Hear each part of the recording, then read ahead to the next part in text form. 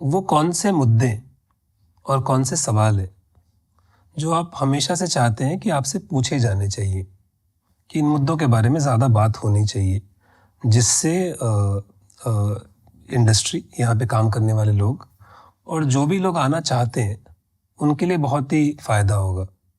क्या वो मुद्दे बता सकते हैं सर? जैसे मुझे ऐसा लगता है कि ये बहुत ज़रूरी है कि इंडस्ट्री जो हम ना असल में सिर्फ उन्हीं के बारे में जानते हैं जो कामयाब है। जी। जो कामयाब है वो इंडस्ट्री बहुत छोटी है। जो कामयाब होने की कोशिश में है वो बड़ी इंडस्ट्री है, वो ज़्यादा लोग हैं। जी। और कामयाबी के भी अलग अलग लेवल हैं कि आप कहाँ पे सेटिस्फाइड हैं या कहाँ नहीं सेटिस्फाइड हैं, किस लेवल पे पहुंच के आपको लगता है कि yes now I am arrived.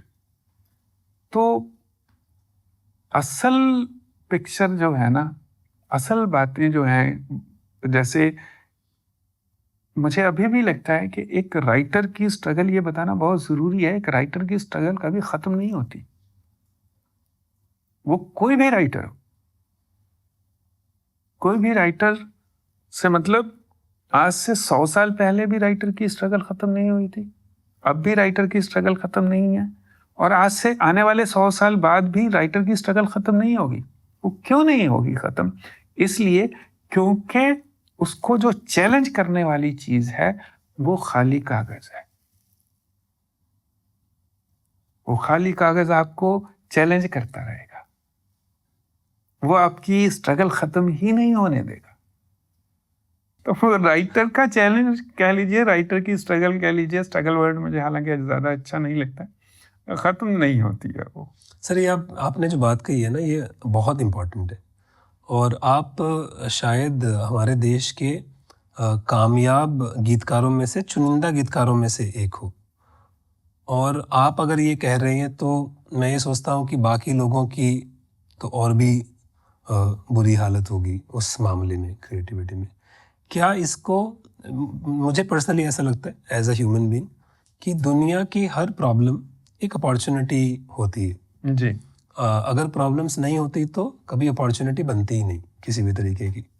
तो क्या आपको लगता है कि ये प्रॉब्लम का कोई सजेस्टेड सोल्यूशन है जिससे इसको बेहतर किया जा सकता है? नहीं, मैं प्रॉब्लम नहीं इसको देखता हूँ, बिल्कुल भी ये प्रॉब्लम नहीं है। ये एक बड़ा अलग किस्म का मजा है इसमें। खाली कागज, मैंने एक आध बार पहले ये बात की थी, खाली कागज ना एक बंजर खेत की तरह होता है। आपको अपने मेहनत से ना वहां पे कोई फसल उगानी होती है। अब आप जितने अच्छे किसान हैं उतनी अच्छी फसल उगाएंगे आप, हाँ। है ना? तो ये आपको मोटिवेशन भी देता है। ये मोटिवेशन भी देता है। और जैसे गालिब साहब का एक शेर है कि आपने सुना होगा कि हैं और भी दुनिया में सुखनवर बहुत अच्छे, बहुत ही पॉपुलर शेर है और भी दुनिया में सुखनवर बहुत अच्छे, कहते हैं कि गालिब का है अंदाज़े बयां और। गालिब का क्या है? अंदाज़े बयां और है। करेक्ट। बात कहने का तरीका और है। तो वो आपको वो अंदाज़े बयां ढूंढना होता है, मुझे लगता है अपना।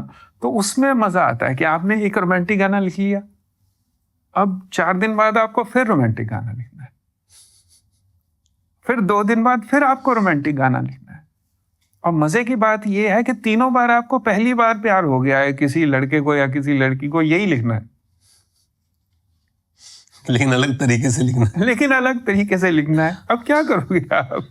मतलब पहली बार प्यार, आपको पहली बार प्यार, ओके अच्छा चलिए अभी इस अंदाज में सोचते हैं, अभी इस अंदाज में सोचते हैं। तो वो मजा इसी बात का है, या कह लीजिए इसको एक पॉजिटिव तरीके से अगर आप इसको देखें, जो मुझे लगता है कि बहुत बढ़िया अच्छी बात है कि ऑन द टोज रखती है।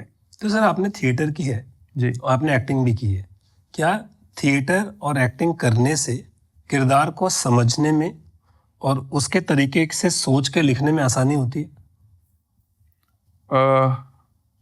मेरा ख्याल से इसका ताल्लुक ना थिएटर का ताल्लुक या एक्टिंग का ताल्लुक ऐसा नहीं है कि ऐसा करो तो ऐसा ही होता है, कोई सेट फार्मूला नहीं है।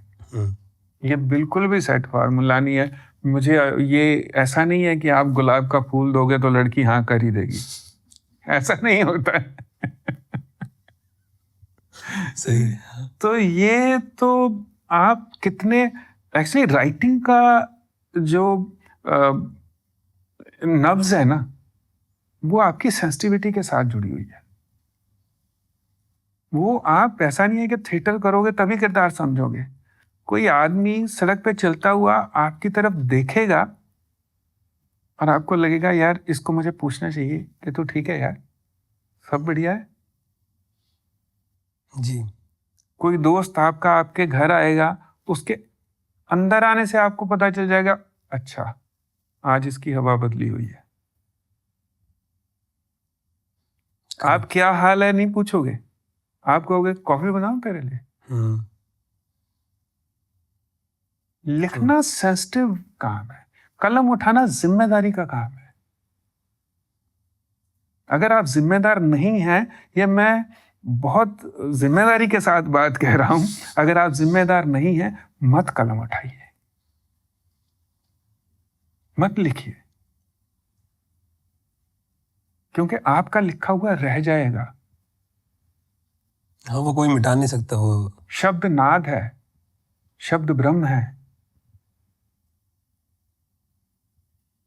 True true. और मैं तो ऐसा हंसते हंसते ये भी कहता हूँ कि जो अच्छा नहीं लिख रहे हैं यार, बेसिकली ये जो ग्लोबल वार्मिंग हो रही है ना, ये सब उन्हीं की वजह से हो रही है।